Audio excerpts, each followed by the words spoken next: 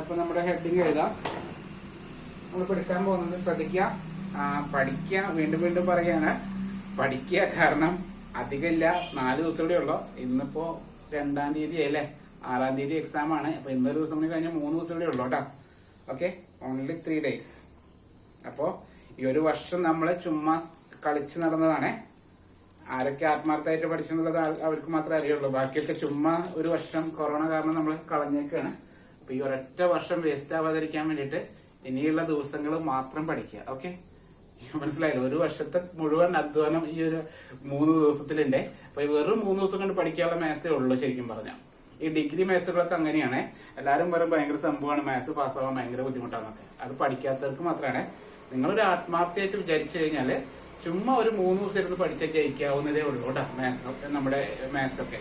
അല്ലാണ്ട് ഒരു വർഷം മുഴുവൻ എടുത്ത് പഠിക്കണമെന്ന് എനിക്ക് പറയുന്നില്ല. അപ്പൊ നിങ്ങൾ ചെയ്യാം. ഈ ഒരു ജയിക്കാൻ വേണ്ടിയിട്ടാണ്, നല്ല മാർക്ക് സ്കോർ ചെയ്യണമെങ്കിൽ നന്നായിട്ട് വർക്ക് ചെയ്യണം. ജസ്റ്റ് പാസ്സാകാൻ വേണ്ടിയിട്ടാണ് ഞാൻ പറയുന്നത്. അപ്പോൾ നന്നായിട്ട് വർക്ക് ചെയ്യാം. കാരണം സമയമില്ല, ഓരോ ടൈമും വേസ്റ്റ് ആണ് കേട്ടോ. സോറി, ഒരു ടൈം വേസ്റ്റ് ആക്കരുത്. നമ്മൾ എത്രയും മിസ്സാകുന്നു അത്രയും നമ്മുടെ കഷ്ടകാലാണ്. അതുകൊണ്ട് ഇപ്പൊ തന്നെ പാസ്സായില്ലെങ്കിൽ ഇനി ഒരിക്കലും പാസ്സാവില്ലുണ്ടാവില്ല. അങ്ങനെ ഒരു പ്രശ്നമുണ്ട് ഈ മാത്സിനെ. റെഗുലർ ആയിട്ട് പഠിച്ചെടുത്തിരിക്കുമ്പോൾ പാസ്സായില്ലെങ്കിൽ പിന്നീട് നമുക്ക് പഠിച്ചെടുക്കാൻ കുറച്ച് ബുദ്ധിമുട്ടും. പിന്നെ അവസാന ടൈമിൽ ഡിഗ്രി ഫൈനൽ ഇയർ ആകുമ്പോഴായിരിക്കും ബോധം വരിക, ഒന്ന് ജയിച്ചാലോ എന്നുള്ളത്. മനസ്സിലായില്ല? അപ്പൊ അങ്ങനെ ഒരു അവസ്ഥ ഉണ്ടാവരുത്. തുടക്കം മുതലേ പഠിച്ചു തുടങ്ങാം. നമ്മൾ 4ാമത്തെ മോഡ്യൂൾ കഴിഞ്ഞു, അത് നന്നായിട്ട് പഠിക്കാം. 3ാമത്തെ മോഡ്യൂളും കഴിഞ്ഞു, അത് നന്നായിട്ട് പഠിക്കാം. ഓക്കെ, എന്നിട്ട് വേണം നമ്മൾ ഇതിലേക്ക് വരാം. ശരിക്കും പറഞ്ഞ് ഫസ്റ്റ് യൂണിറ്റ് ആണ് നന്നായിട്ട് പഠിക്കേണ്ടത്. അത് നമ്മൾ അവസാനം എടുക്കുന്നുള്ളൂ കേട്ടോ. അപ്പൊ നമ്മള് സെക്കൻഡ് യൂണിറ്റിലേക്ക് പോവാണ്. യൂണിറ്റ് 2 ആണ് integration and it's application. Integration and application കേട്ടോ. ഇന്റഗ്രേഷൻ ഉണ്ട്, അതിന്റെ അപ്ലിക്കേഷൻ ഉണ്ട്. Application of integration. അപ്പൊ ഇതാണ് നമ്മള് ഈ സെക്കൻഡ് യൂണിറ്റിൽ നോക്കാൻ പോകുന്നത്. മിക്ക ആൾക്കാരും സ്കിപ്പ് ചെയ്യുന്ന യൂണിറ്റ് ആണ്. അധികം ആൾക്കാർ ഇത് പഠിക്കാറില്ല. ഇത് ഭയങ്കര റിസ്ക്കാന്ന് വിചാരിച്ചിട്ട് അതാണ്ട് ഒഴിവാക്കി കളയും. പക്ഷെ ഞാനത് പഠിപ്പിക്കും. എൻ്റെ ഒരു അഭിപ്രായത്തില് ഡിഫറൻസിയേഷനേക്കാളും എനിക്കിഷ്ടം ഇന്റഗ്രേഷൻ ആണ്. അപ്പൊ അത് പഠിക്കാനും എളുപ്പമാണ്. വലിയ വലിയ സാധനങ്ങളൊക്കെ ഉണ്ട്, പക്ഷെ എങ്കിലും കുഴപ്പമൊന്നുമില്ല. ഓക്കെ, അപ്പൊ നമുക്കിവിടെ വരുന്നത് 2 ടൈപ്പാണ് ക്വസ്റ്റ്യൻസ്. ഒന്ന് ഡയറക്റ്റ് ഇന്റഗ്രേഷൻ ഉണ്ട്. ഓക്കെ, ഡയറക്റ്റ് ഇന്റഗ്രേഷന്റെ പ്രോബ്ലം ഉണ്ട്. പിന്നീട് അതിന്റെ അപ്ലിക്കേഷൻ ഉണ്ട്. ഓക്കെ, അപ്പൊ ഒരു വലിയ യൂണിറ്റ് നിങ്ങളെ ഈ ഒരു ചാപ്റ്ററിൽ, ഈ ഒരു സെക്ഷന്റെ ഒരു വലിയൊരു യൂണിറ്റ് ആണ് ഇത്.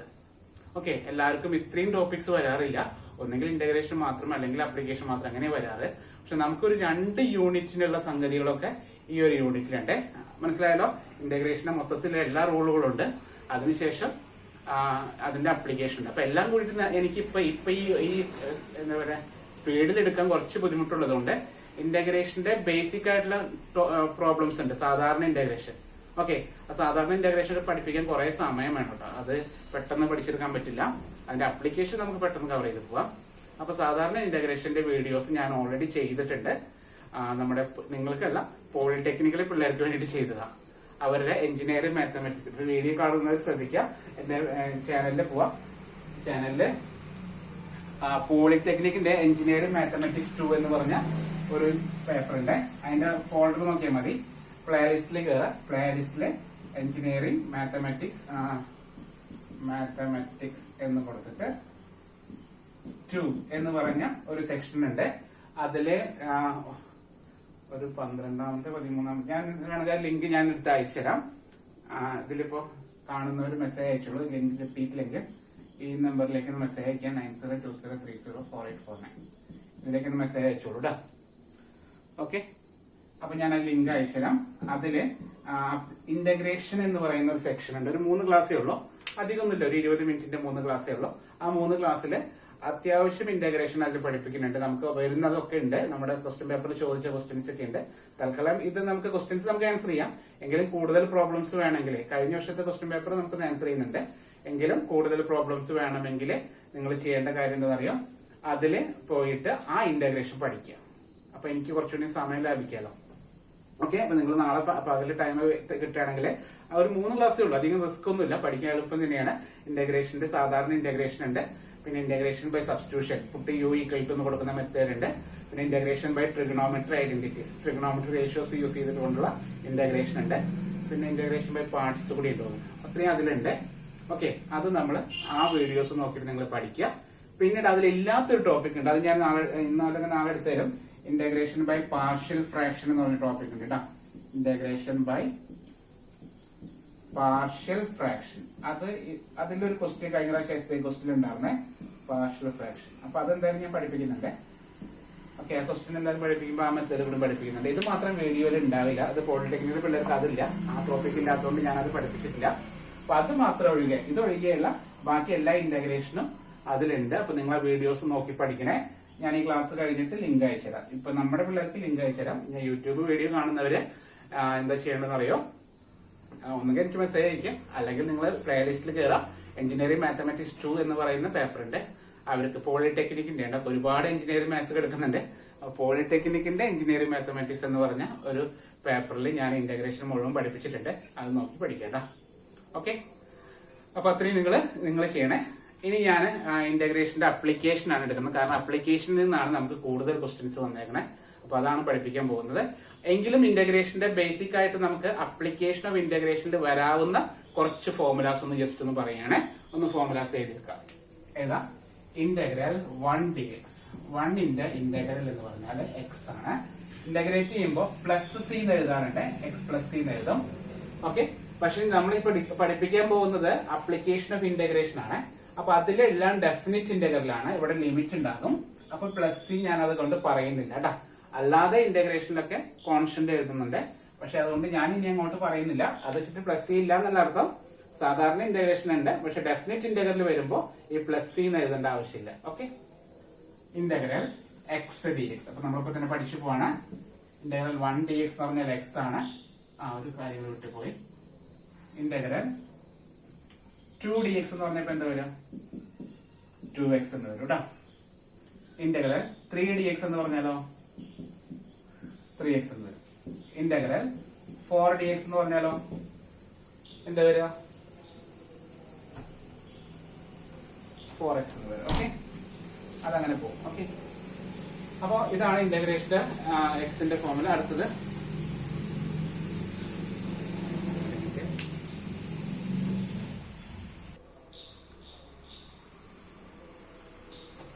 ഇന്റഗ്രേഷന്റെ ബേസിക് മാത്രമേ ഞാൻ പറഞ്ഞു പോലുള്ളേ, കാരണം ഞാൻ ഇപ്പൊ നമുക്ക് സ്പീഡിലുള്ള പഠിപ്പിക്കുന്നതുകൊണ്ടാണ് കേട്ടോ. ഡീറ്റെയിൽ ക്ലാസ് ഞാൻ മറ്റേ വീഡിയോയിൽ നോക്കി പഠിക്കുക. ഓക്കെ, അപ്പൊ ഇന്റഗ്രൽ എക്സ് ഡി എക്സ് എന്ന് പറഞ്ഞാല് x²/2 എന്നാണ്. എക്സിന്റെ ഇന്റഗ്രൽ എന്താണ്? x²/2. Integral x² dx. x²ന്റെ integral എന്ന് പറഞ്ഞാല് x³/3. ഇന്റഗ്രൽ x³ dx എന്താ വരിക? x⁴/4. അപ്പൊ ഇന്റഗ്രൽ x⁴ dx എന്താ വരിക?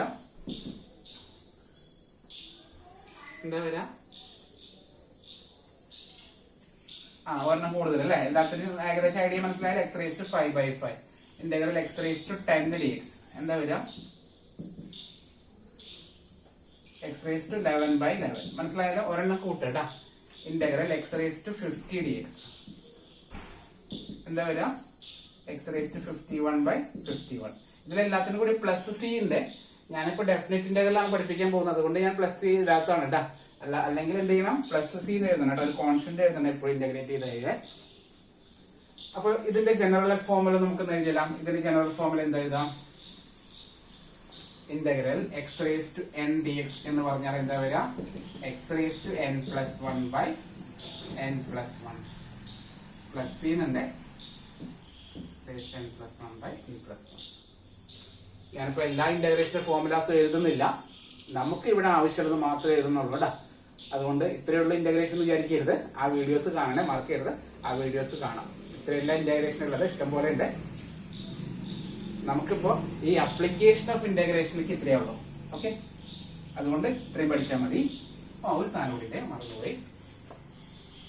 ഇന്റഗ്രല് ശ്രദ്ധിക്കണേ, ഇന്റഗ്രല് 1/x². ഇടയ്ക്കിടയ്ക്ക് വരുന്നതാണ്, അതുകൊണ്ട് സ്റ്റാൻഡേർഡ് ആയിട്ട് പഠിക്കാം. 1/x² ഇന്റഗ്രല് -1/x ആണ് കേട്ടോ. 1/x² ഇന്റഗ്രൽ എന്താണ്? -1/x. ഓക്കെ. അതുപോലെ integral 1/x 1/x integral log mod x എന്നാണ്. log x എന്ന് പറഞ്ഞാൽ മതി. ശരി, log mod x അല്ല, log x എന്ന് പറഞ്ഞാൽ നമുക്ക് ഡെഫിനിറ്റ് ഇന്റഗ്രൽ മോഡ് വരുന്നില്ല, അതൊരു log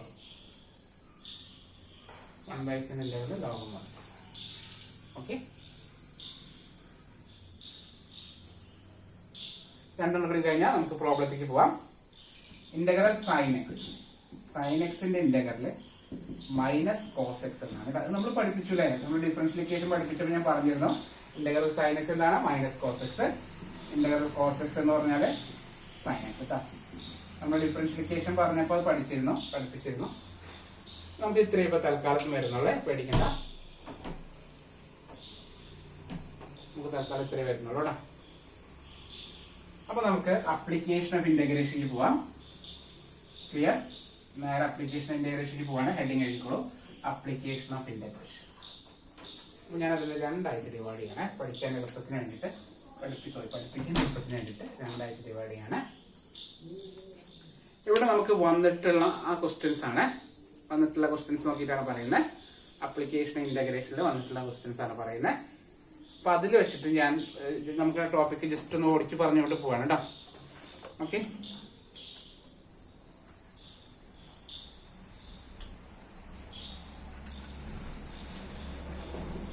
ഫസ്റ്റ് ഹെഡിങ് എഴുതാം.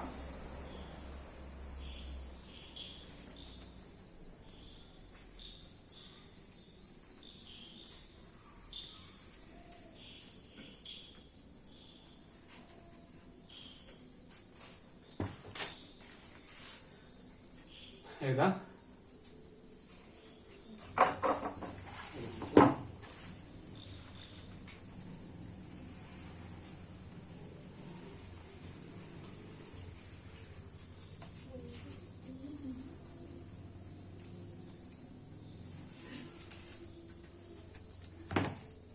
ഹെഡിങ് എഴുതാം. Area of bounded region. Area of bounded region.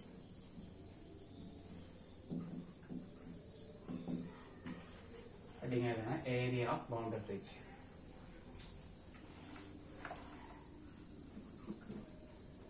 അല്ലെങ്കിൽ area bounded by the curve എന്നൊക്കെ ചോദിക്കാം. Area bounded by the curve. അപ്പൊ താഴെ എഴുതാണ്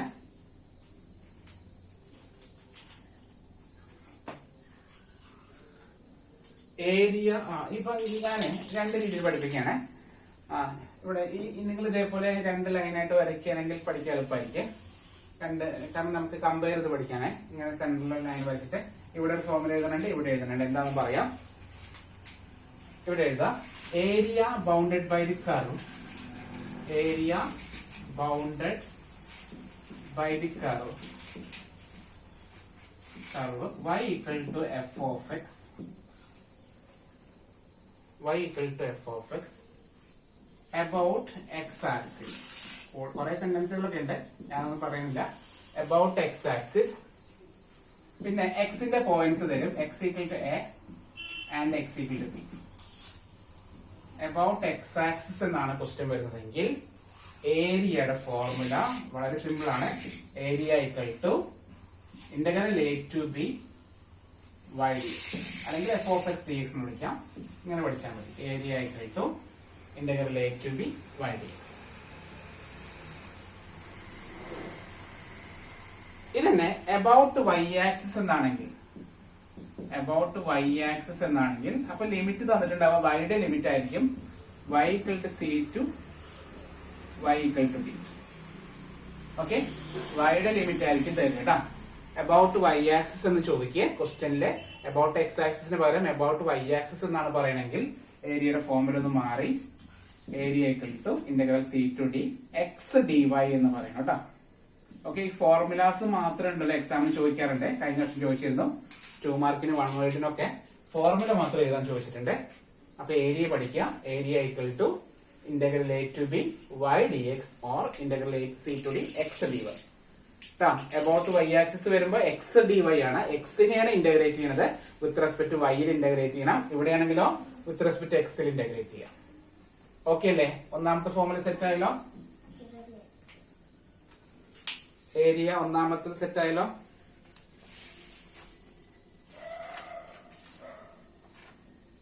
ഓക്കെ ആണോ?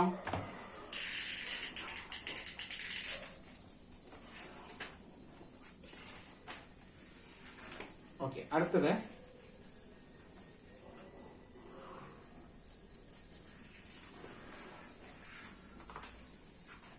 നമുക്ക് വരാൻ ചാൻസ് ഉള്ളതൊക്കെ പഠിപ്പിച്ചുകൊണ്ട് പോവാണ് കേട്ടോ. ഏരിയ കഴിഞ്ഞ വോളിയാണ്. ഏരിയ കഴിഞ്ഞാൽ ശരിക്കും പറഞ്ഞാൽ ഏരിയ ബിറ്റ്വീൻ ടു കർവ്സ് ഉണ്ട്. അത് പഠിപ്പിക്കാൻ മുമ്പ് ഞാൻ വോളിയം കൂടി പഠിപ്പിച്ചു പോവാണ്. ഏരിയ പഠിച്ചാൽ വോളിയം പഠിക്കാൻ എളുപ്പമാണ്. അതുകൊണ്ടാണ് volume of solids of revolution.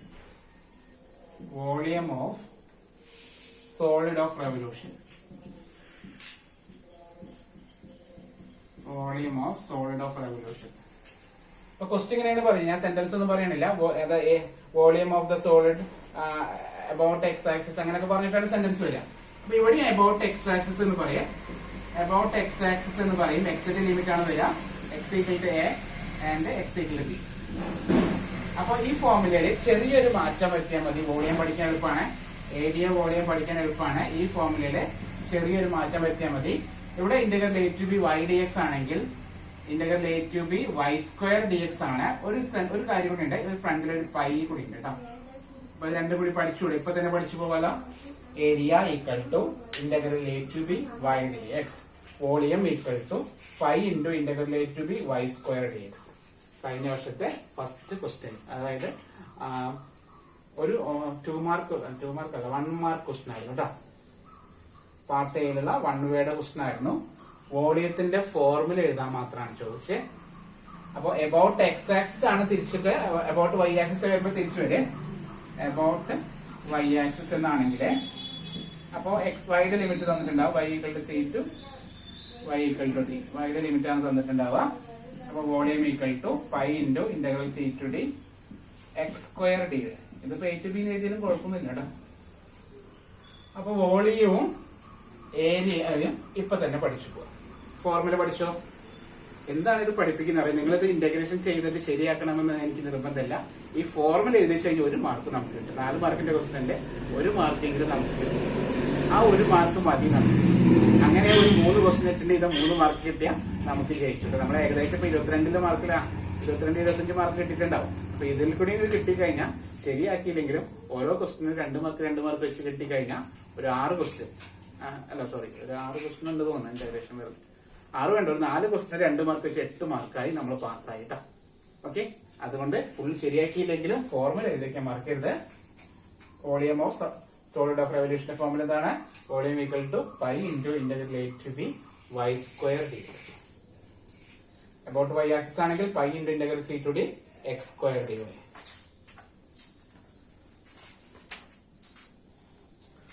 Okay അല്ലേ?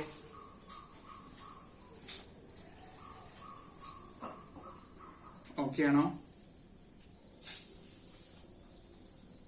വാങ്ങിച്ചോട്ടെ. ഏരിയ വോളിയം ഓക്കെ അല്ലേ? ഓക്കെ, അടുത്തത് ഏരിയ ബിറ്റ്വീൻ 2 കർവ്സ്. മൂന്നാമത്തതാണ് ഏരിയ ബിറ്റ്വീൻ 2 കർവ്സ്. 2 കർവ്സിലെ ഏരിയ ബിറ്റ്വീൻ 2 കർവ്സ്.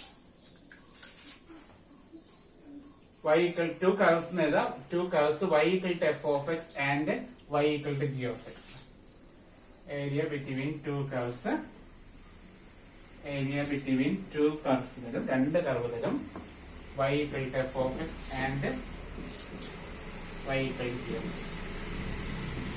അപ്പൊ ഏരിയയുടെ formula integral a to b. മറ്റേത് y dx അല്ലേ? ഇവിടെ f of x minus g of x. ആദ്യത്തെ y യിൽ നിന്ന് രണ്ടാമത്തെ y കുറയ്ക്കട്ടാ. dx f of x minus g of x dx. ഇതിനെ തിരിച്ചു വരികയാണെങ്കിൽ എബൌട്ട് വൈ ആക്സിസ് ആണ് ചോദിക്കില്ല. എബൌട്ട് വൈ ആക്സിസ് ആണെങ്കിൽ തിരിച്ചാണ് വരിക. Area equal to integral c to d. അവിടെ f of y minus g of y വരും കേട്ടോ. D x sorry y d x അല്ല, അപ്പോൾ ഡി വൈ ആണ് വരിക. F of x minus g of x d x. അവിടെയാണെങ്കിൽ f of y minus g of y d y. അത് വരാൻ chance കുറവാണ്. ഇതിന്റെ പ്രോബ്ലം ചോദിച്ചിട്ടുണ്ട്. Area between 2 curves. 2 കർവ് തമ്മിലുള്ള area. Area between to curves.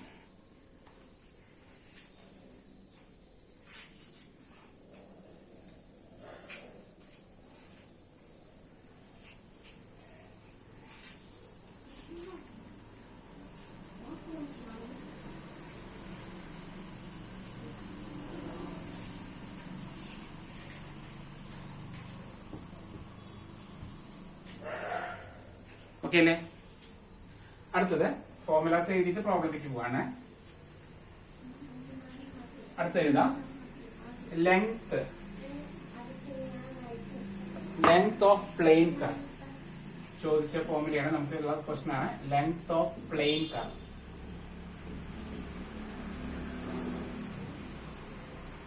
Length of plane curves ശരിക്കും പറഞ്ഞ 3 ഫോർമുലയിലുണ്ട്, 3 type ഒക്കെ ഉണ്ട്. നമുക്ക് പാരാമെട്രിക് ഫോം അങ്ങനെയൊക്കെ ഉണ്ട്. പക്ഷെ നമുക്കിപ്പോ സിമ്പിൾ ആയിട്ടുള്ള മാത്രമേ ചോദിക്കുള്ളൂ എന്ന് വിചാരിച്ചിട്ട് അത് മാത്രമേ ഞാൻ പഠിപ്പിക്കുന്നുള്ളൂ. ഓക്കെ, ഇപ്പൊ ലെങ്ത് കാണാനുള്ള formula integral a to b root of 1 plus dy by dx whole square റൂട്ടിന് പുറത്ത് dx. ഇത് മാത്രമേ ചോദിക്കുള്ളൂ എന്ന് വിചാരിക്കുന്നു കേട്ടോ. ലെങ്ത് ഓഫ് പ്ലെയിൻ കർവ് ആണ്. L equal to integral a to b root of 1 plus dy by dx whole square dx. അവിടെ ഇത് about x axis ആണ്. ഇതൊക്കെ about x axis ആണ് കേട്ടോ. ഈ സൈഡ് എഴുതുന്നതൊക്കെ about x axis എന്നാണ്. ചിലപ്പോൾ ക്വസ്റ്റനിൽ about y axis എന്ന് പറയേ. ഓക്കെ, അങ്ങനെ പറയുകയാണെങ്കിൽ ഫോർമുല മാറേ. Length equal to integral c to d root of തിരിച്ചു വരില്ല 1 plus dx by dy whole square dy എന്ന് വരും കേട്ടോ. എല്ലാം തിരിച്ചു വരിക ഫോർമുല. മറ്റുള്ള ഡിഗ്രിക്കാർക്ക് ഇതിലൊക്കെ വലിയ വലിയ പ്രോബ്ലംസ് ഒക്കെ ഉണ്ട്. നമുക്ക് ചോദിക്കില്ല എന്ന് വിചാരിച്ചിട്ട് ഞാൻ സിമ്പിൾ ടോപ്പിക് മാത്രമാണ് എടുത്തത് കേട്ടോ. ലെങ്ത് ഓഫ് പ്ലെയിൻ കർവ് വേണമെങ്കിൽ അതിന്റെ പാരാമെട്രിക് ഫോർമുല എഴുതാം. ഇനി അതും ചോദിച്ചാലോ. അപ്പൊ length of plane curve in parametric form കേട്ടോ. പാരാമെട്രിക് ഫോം അതായത് ക്വസ്റ്റ്യൻ ഇങ്ങനെ തരും. X equal to f of theta, y equal to g of theta എന്ന് പറയും. ഇങ്ങനെ തരും. എക്സും വൈയും കോമ ഇട്ടിട്ട് തരും. അല്ലെങ്കിൽ എഫ് ഓഫ് ടി ആയിരിക്കും ചിലപ്പോ x equal to f of t, y equal to g of t. ഇങ്ങനെ കോമ. ഇതാണ് പാരാമെട്രിക് ഫോം. അപ്പൊ അങ്ങനെ ചോദിക്കില്ല എന്ന് വിചാരിക്കാം. അങ്ങനെ ചോദിക്കുകയാണെങ്കിൽ, കാരണം അത് എളുപ്പമാണ്, അതുകൊണ്ടാണ് പഠിപ്പിക്കുന്നത്. റൂട്ട് ഓഫ്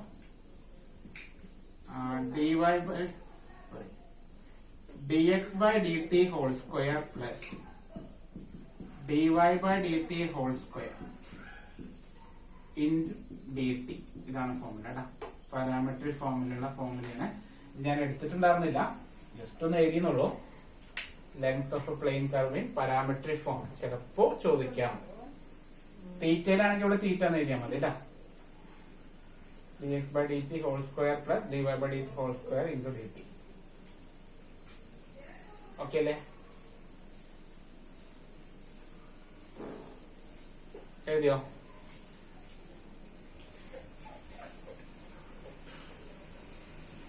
ഓക്കെ, അടുത്തത് സർഫസ് ഏരിയ.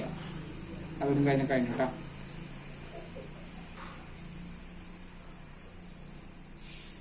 സർഫസ് ഏരിയ ഇത് ജസ്റ്റ് ഒന്ന് എഴുതിയെന്നുള്ളൂ. ഞാനിതുവരെ പഠിപ്പിച്ചിട്ടുണ്ടാവില്ല. ചോദിക്കുകയാണെങ്കിൽ എഴുതാന്ന് മാത്രം കേട്ടോ. Surface area. അപ്പൊ ശ്രദ്ധിക്കുക, ഏരിയയുടെ തന്നെ 2 പ്രോബ്ലം ഉണ്ടാകുന്നത്. ഏരിയയില് സർഫസ് ഏരിയ, സർഫസ് എന്നുള്ള വേർഡ് വരെ, സർഫസ് ഏരിയ എന്ന ഒരു വേർഡ് വരികയാണെങ്കിൽ, സർഫസ് ഏരിയ എന്നുള്ള വേർഡ് വരികയാണെങ്കിൽ ഫോർമുല വ്യത്യാസമുണ്ട്.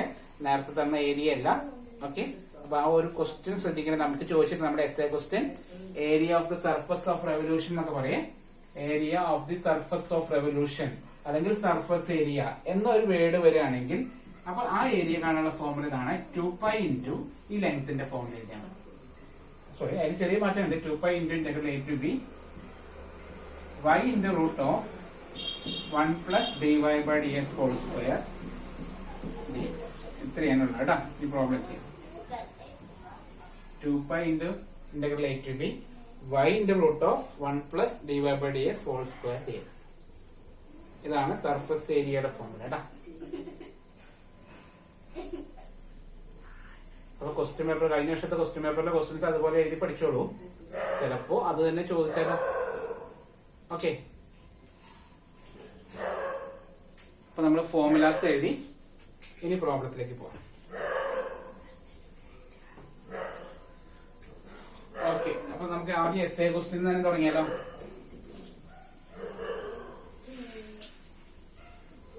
കഴിഞ്ഞ വർഷത്തെ ക്വസ്റ്റ്യൻ പേപ്പർ എടുക്കാം. അതില് പാർട്ട് എയിൽ എന്താ ചോദിച്ചു? പാർട്ട് എയിൽ ഒരു വലിയ ക്വസ്റ്റ്യൻ ആയിരുന്നേ. ഒരു 1 വേർഡ് ഭയങ്കര ലെങ്ത് കൂടിയ ക്വസ്റ്റ്യൻ ആയിരുന്നു. അപ്പൊ അതോടെ നോക്കട്ടെ. പാർട്ട് ബി മുതൽ തുടങ്ങാം. പാർട്ട് ബിയില് ഒരു ഏരിയയുടെ പ്രോബ്ലം എടുത്ത് എന്തായിരുന്നു ക്വസ്റ്റ്യൻ പറഞ്ഞേ?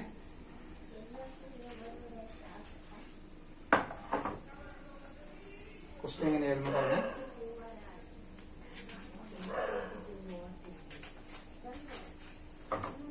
ആരെങ്കിലും ഒരാള് ക്വസ്റ്റ്യൻ പേപ്പറിലെ പാർട്ട് ബി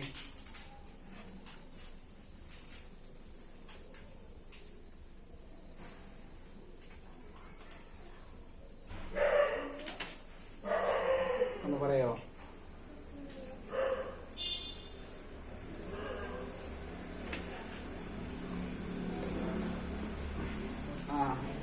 ഏരിയ അല്ല, ഇന്റഗ്രേഷന്റെ ക്വസ്റ്റ്യൻസ് ഒന്ന് വായിച്ചോ.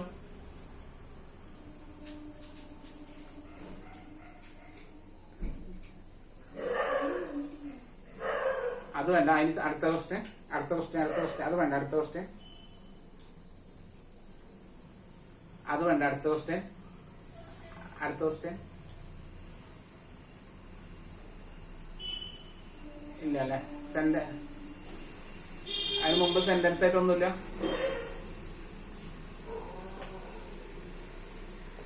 ഒരു മിനിറ്റ്, ഞാൻ ക്വസ്റ്റ്യൻ ഞാൻ ചെയ്യാം.